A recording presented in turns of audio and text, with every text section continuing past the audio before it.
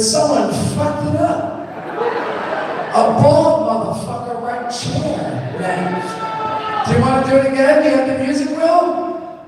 Yeah. Let's do it. I'm gonna go back. Ready?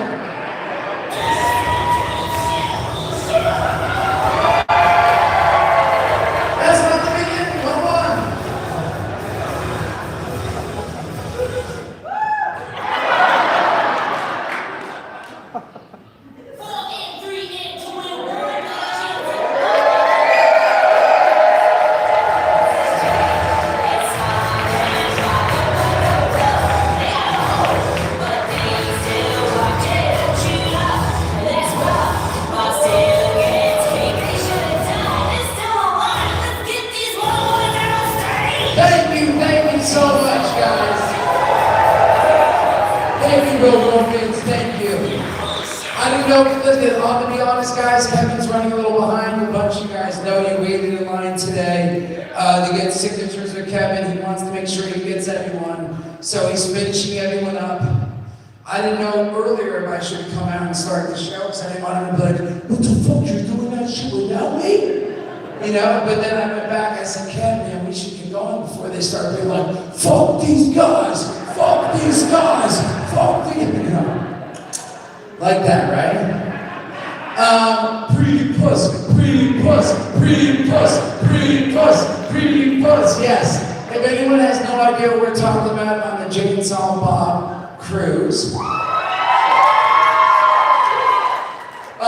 I was reading the script and it said preface. Is that right? I still don't know how to fucking pronounce it right. But it was in the script and it was preface or whatever, and I said pre-post. And Kevin made fun of me.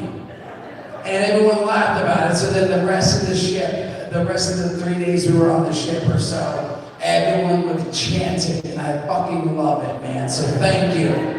Now, I have something I want Kevin to do with me, but I don't know if he'll do it.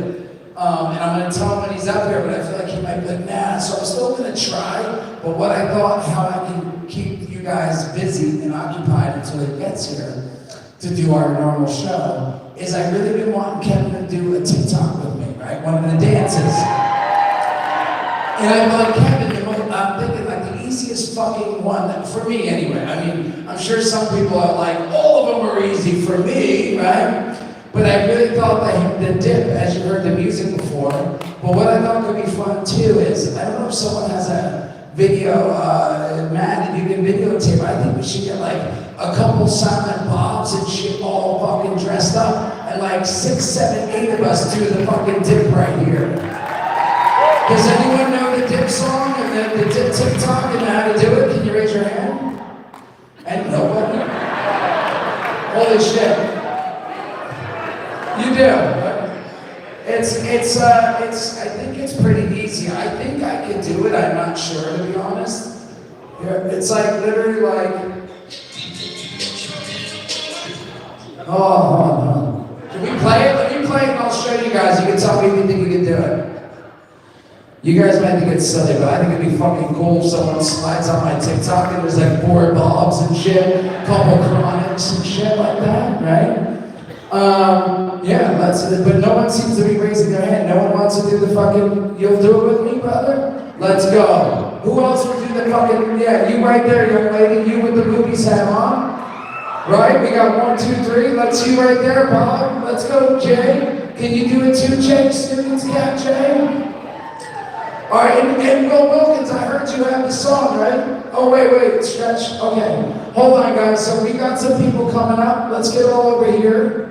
Are you okay? What's wrong? You want to do it too, George? No, do you? Oh, no. But you guys know what I don't really know. I haven't tried it yet. You guys already know what it is, or no? Okay, let me show you. Let me just show you. It looks pretty simple. I'm hoping it's simple. So look.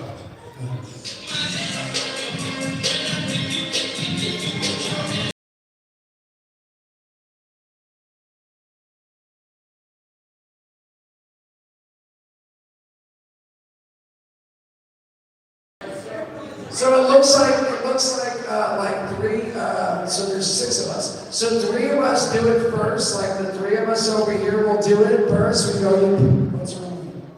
Oh, he is. Fuck. Okay, my bad. Shit. Well, maybe Kevin will get in on this with me.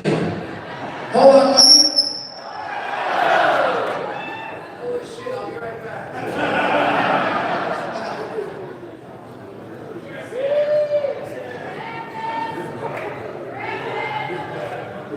Tell us a story, Matt.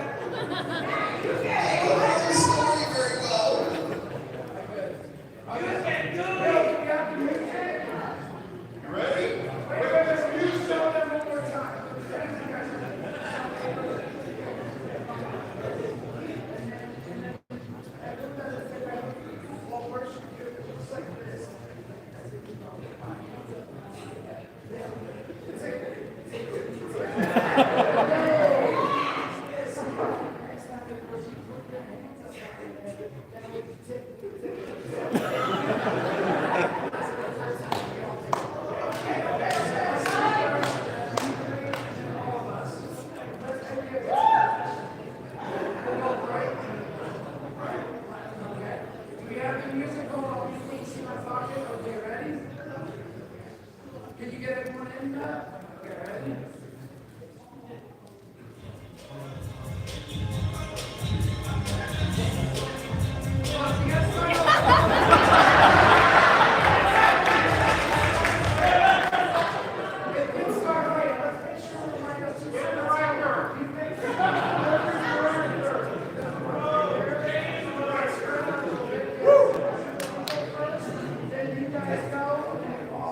Okay, ready, go ahead, Bill.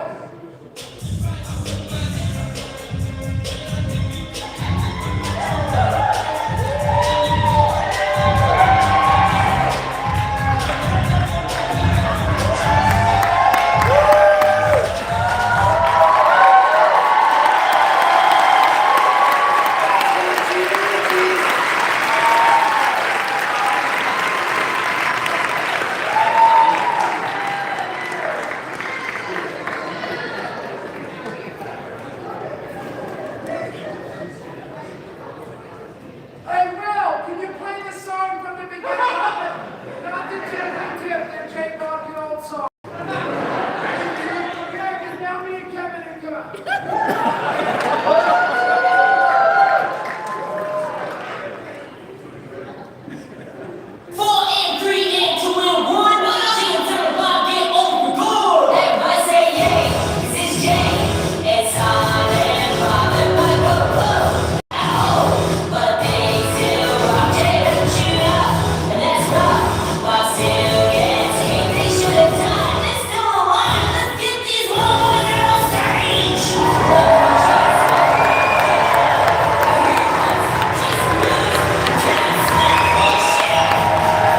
Yes, motherfuckers.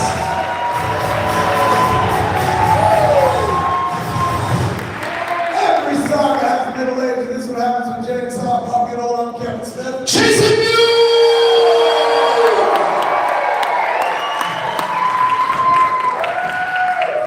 Folks, we are at the third and final day of Chronicon. My question to you is, was it worth it?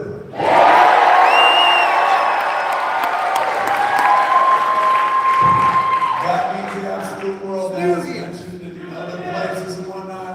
We will be coming back next year to do it again. This is gonna be if you're like, oh shit, that's a cool thing. Like some people today in line when I was taking pictures, the sign said, thanked me. But the thanks goes the other way, kids. Like this would have just been a joke in a movie if it were not for all of you who not only saw the movie and got the joke, but then were like, oh, we're doing it in real life? Oh, that sounds fun. Like, that's so fucking meaningful. Me and this fool have been standing next to one another professionally and personally for like over 30 years and whatnot. And we've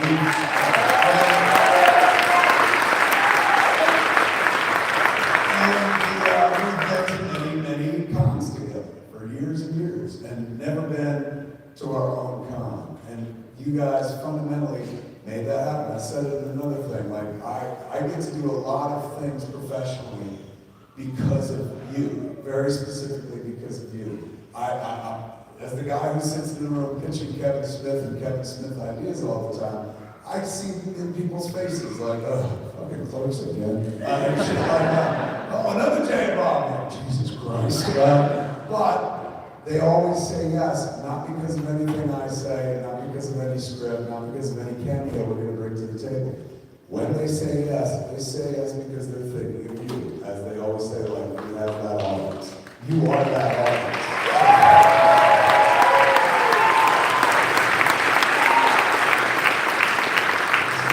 Really wonderful, man. You help us manifest like cool things. And I spent a decade going to the Wizard World convention, like right across the street at the Rosemont Convention Center, while staying right here at the Hyatt Regency O'Hare. And those, you know, we did it for a 10-year stretch. And when you're in a thing, you don't think about it. It's just like, all right, so this is happening this year. All right, this is happening and stuff. And you think it's going to go on forever. There's a sense of permanence. And then you realize that's not the case. Like one day the Wizard World show's ended, and suddenly all those good times and all those memories are trapped to a period that no longer will ever happen. It looks back on fondly, not to be enjoyed in the present.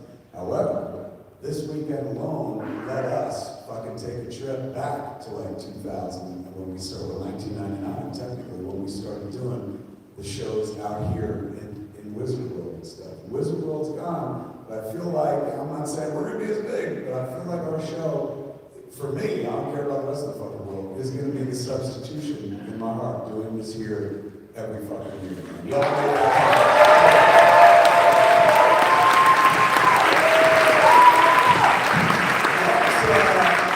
What was your favorite parts of Homecoming? Oh, I mean, I think now it was the dip, we dip. You know, I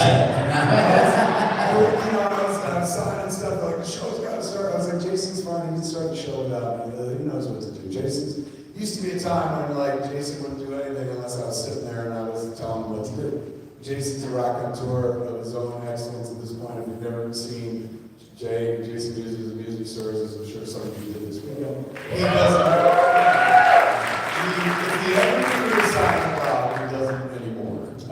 Because he can get up and handle things by himself. So, as I rounded the corner, like the back door to get here, that's when all of a sudden I heard the music kick in and fucking everyone going, wow! And I was like, oh, Jason's dancing.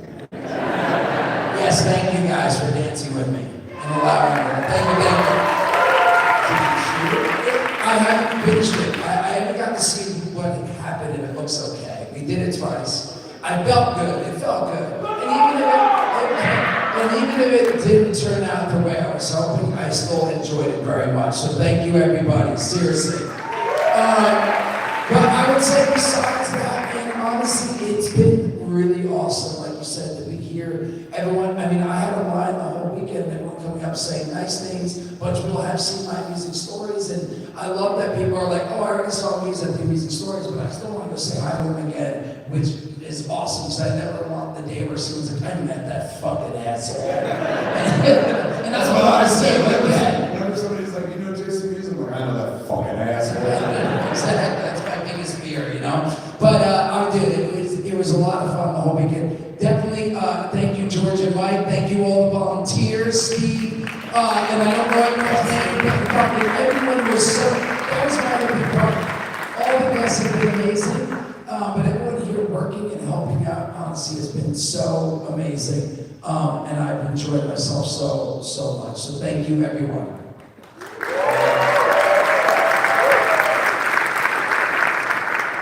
When I got here, what was it, Friday? No, I got here Thursday, but I saw you Friday morning to go to the press. Like in the morning, I woke up, went down to Good Day Chicago, and then he came in afterwards, and we went to WGN and did a piece there. So I hadn't seen him in a Red Hot Minute show. It was funny, it's like the other day, Jordan, Jason's wife, runs our company, so I talked to her. Honestly, I talked to her via text probably more than I speak to Jason, because it's usually about business and shit like that. So we were in the middle of a conversation about business, and then we saying something about blah, blah, blah, Jay. I was like, well, I'll see him at Chronica. And she was like, and when you see him, you're going to be very surprised. And I was like, I've fucking known this dude for fucking the better part of my life. Nothing surprises me about Jason anymore. Like with Jason, you tend to expect the unexpected. But what I realized when I saw him, like I fucking saw him when we came to do the WGN thing, And I told him I couldn't like fucking take my eyes off him. He's got a hat on, right? Take your hat off real quick. He's got like a Caesar cut kind of thing going on.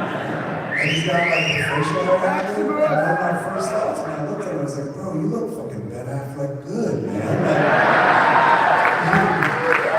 And this is a legit sentence, man. I was like, I could cast you in a movie. And he goes, you did. And I was like, you're right. Like, holy shit.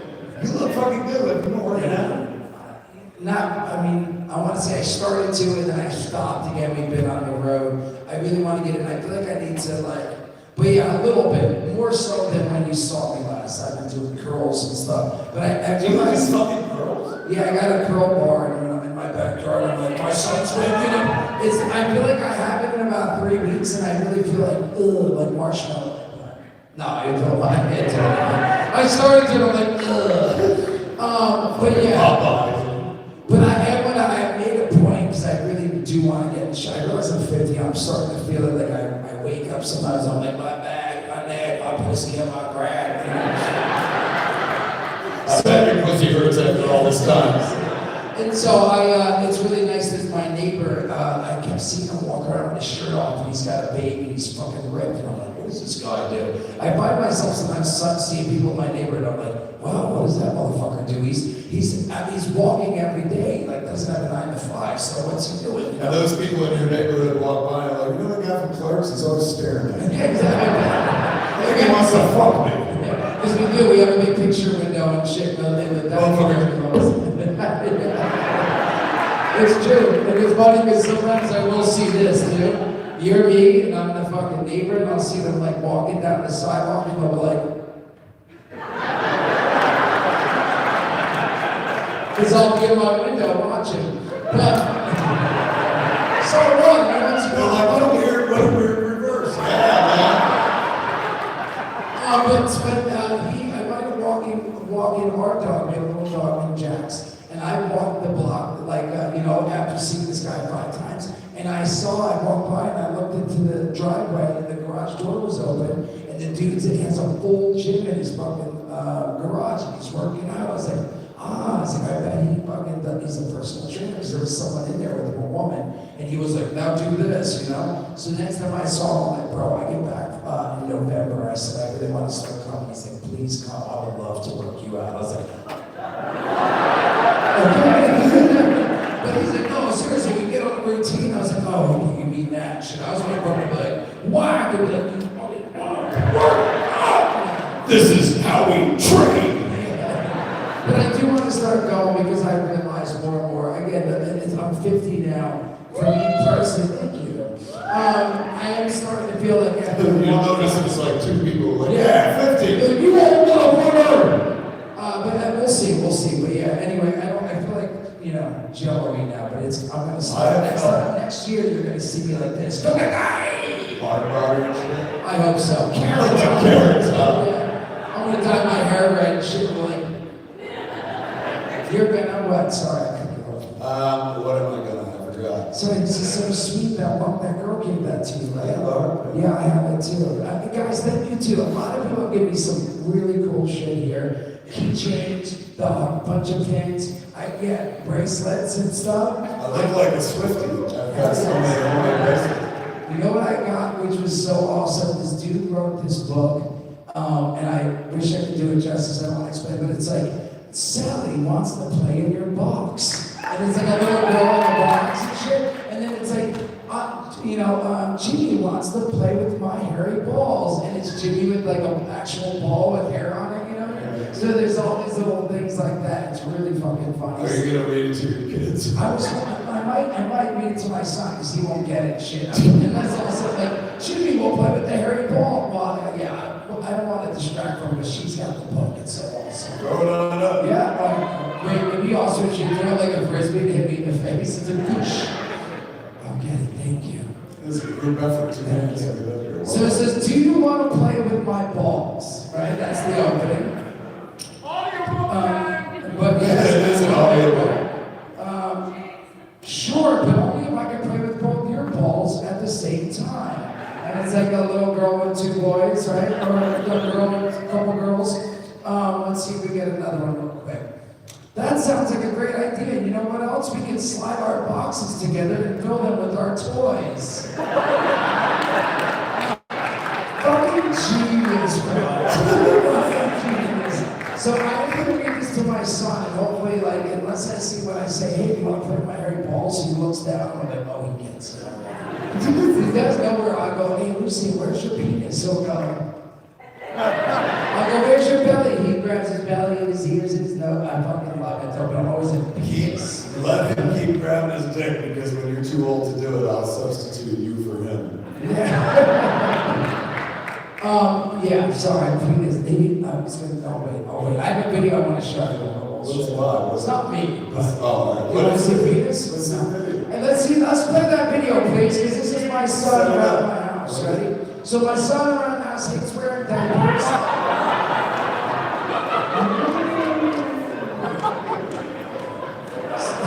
It's hard to hear, but he's running. Hold on, I think I hear the police coming.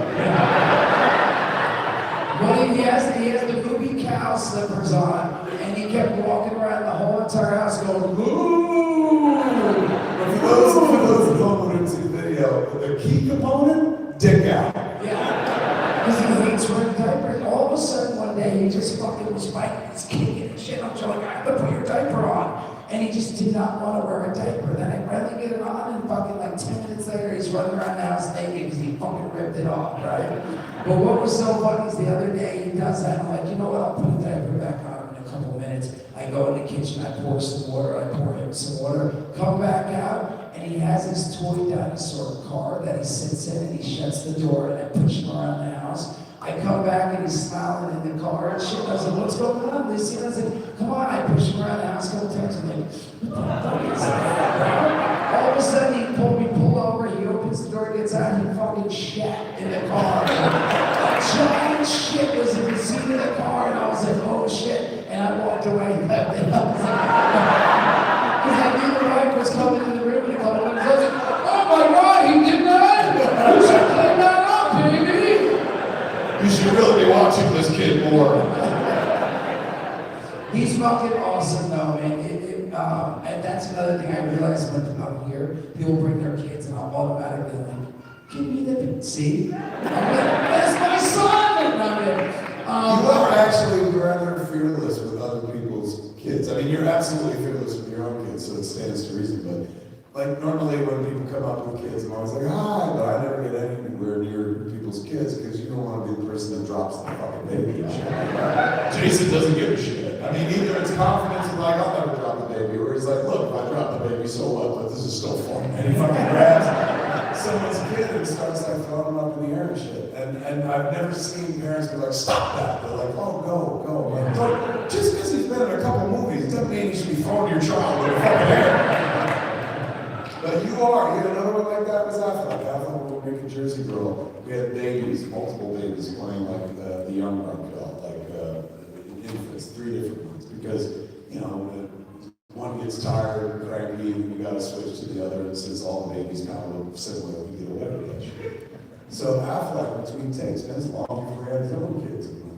He'd be like scooping up babies, spinning them like a basketball and shit. Just y'all fearless with other people's kids. I've never been that person. I asked Harley, I was like, do you remember me even picking you up? She's like, no. I never want to be the guy that drops the fucking kid. My wife was always like, maybe work on your upper body strength. she's like, I heard Jay has a name. Yeah, Jay's got a buddy, he comes in the garage. He's the guy that Jay's always stalking. What is the rest of your schedule? You're not going home, I'm leaving and going home, and you're going out into the world for a while, and I'm going to see you again on the weekend in New York Comic Con. Yes, I'm excited. Yeah, we do the same thing at somebody else's fucking con next time. That's going to suck. It is. I was just thinking, it's kind of good, so different because they're like, yeah, go over there, it's your turn. You know, it's like, we're here, everyone's been so nice. Like, come over here, Mr. Mewes, go the back way. You know, I'm going to walk through the back doors and like, security! You know, like, oh, sorry. But You so obsessed with all the backdoor action. I'm excited to go to Jersey. I'm going to go home. I'm going to go to Jersey and hang out at the comic store. I got a little room up in the secret stash. It's almost like the Coraline room, the little Coraline doors by the kid always says. The Coraline? She loves Coraline, and yeah, there's like a little door that goes.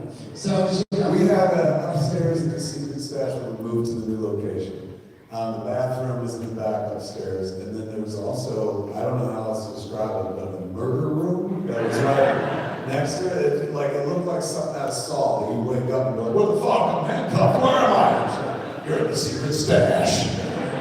So it looked really fucking sketch, man. And like Mewes was like, hey man, this could be a bedroom. And I was like, yeah, I guess. I murder you! And Jordan took it seriously, and so she hired like one of her friends locally to like turn it into a bedroom. And one day I went up there, and it has like a gaming station table, fucking monitors, a fucking, not a bed, what do they call it? A futon bed, so it could be a couch, but he leaves in his bed all the time. And a bunch of shit, and a little fridge. And I was like, he's fucking moving in, man. It's not Jade's talking about secret stash, it's Jade's secret stash. So you can sleep there. I do, yeah, and I do. I love it. I love being at the stash. I don't get to go there so often. And when I'm there, it's like, George was like, I'll get you a hotel. I'm like, no, I want to stay at the stash. And I'll come in like 3 in the morning and be looking at comic books and shit. And looking, I'm like, oh, that's me, a big Funko Pop and shit. I'll stand next to it and rub my own dick and shit. But I do, I went and stayed there for 3 days and then go visit some family and stuff. And Thursday, Friday, we have New York Comic Con. Which is really fun. I then enjoy it. Then we do Saturdays, the stash thing. Yeah, Saturday we go to the secret stash and have like Clark's 30th anniversary. Yes, 30 years, isn't that crazy? It's fucking...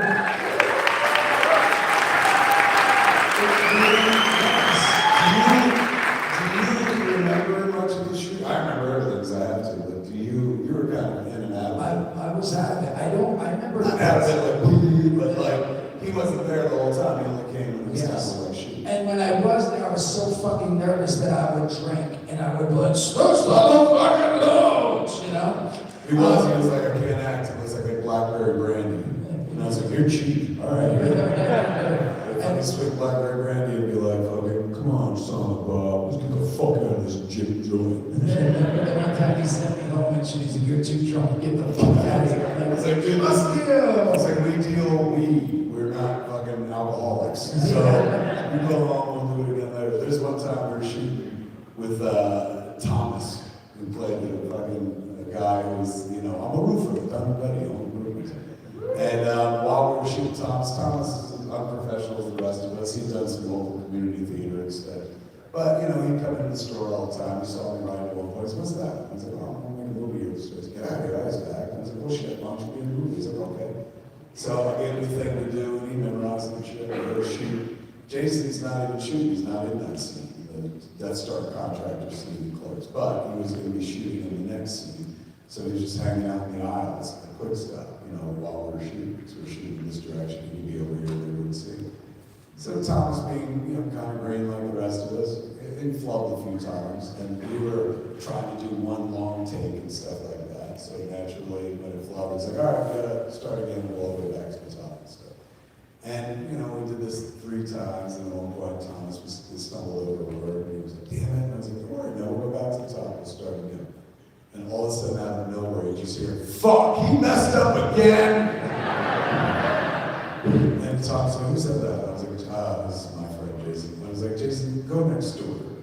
Go to the video store while we shoot this. He's like, oh, whatever. And we start shooting another take. And then he comes back, and I'm like, what are you doing here? He's just like, fucking movie store's closed. And I was like, yeah, but you have the key. So I'm just gonna hang here, it's lonely over there. Don't fucking say anything and stuff like that. So we go again, Thomas hits a bump, we have to go again, fucking he goes, oh! Like that and shit. And Thomas goes, Jesus man, does this kid know who I am? And I was like, no. And then I was like, do I know who Thomas is? Like he's just a guy who comes in my cigarettes all the time. I never really asked him, Jesus, Thomas, what do you do for a living and shit like that? So Mewes, sitting on the floor at Quick Stop, had just lit a joint. And Thomas goes, I'm a fucking narc. And Jason goes, "I'll be right back," and runs out of the fucking store. With his joint, and I was like, that was him. I ain't smoking weed here. And Thomas goes, "I'm not a mark, I was just fucking around." He goes, "But that proves I'm a good actor." And I was like, "Absolutely, well done." But I remember you, like, showing up from time to time. And again, not like, where is he? Only on the days that you were supposed to shoot. And you're always bemused by the whole thing. Which I guess makes sense because you are Jason bemused. But the whole time you were like, "Is this really going to be a movie?" And I was like, "Yeah." You're like, "There are tits in it?" And I was like, I never thought, and not in a bad way, but I just, at that point, it wasn't like I was like, "Oh, I want to make a movie and I'm going to do this." It was like, I was doing it, she was like, "Hey, let's put you in it." And I was super nervous. But even afterwards, I remember I felt like it took you, and you know, like you said, how long, it felt like years for you to edit it. I know it didn't take that long, but it felt like years. And I just remember going back to, I'm going to go put roofs on houses now. I've got a job roofing. And then I felt like I didn't see it for months and months and months and stuff. And then I just remember, what I recollect is like, all of a sudden you're like, "Hey, we're at the Sundance Film Festival, it got sold, we're having a party." I'm like, "Cool." And you're like, "It's going to be 100 screens." I'm like, "Cool," you know, and then I didn't think anything of it. It wasn't, I feel like, really until you're like, "Hey, bro, we're going to do another movie called Mallrats, and we're going to fucking LA to audition." Yes, Walt Johnson. And it really felt like that's what I remember, is like shooting. That's where it went online for you. Yeah, like how long, do you remember how long it took to edit that on the sneak back? Shoot Blurs. We shot in 21 days and we edited it over the course of about 2.5 months. 2.5 months. Again, which is sort of long, but it's still, to me, it seemed like months and months and months. But yeah, I feel like it really didn't hit until we were out in California and we had the pizza party and shit. And all of a sudden I was like, "Stooge to the fucking dude," you know? And I got to audition, but then I was scared. So I'm like, now I want to be in movies. And then they didn't really want me. They're like, "He's not a professional." And shit, he never had any training and stuff. So they had. My point to them was like, neither did I. Like, all of us are fucking unprofessional. Yeah, and I know Kevin fought for me, luckily, but then they did have someone on backup, right? They had 2 people. They were like, when I finally said that after the pizza party, which was like the final audition, and Jason was really good, and the other people they brought in to play him, they were good, but clearly Jason was the guy.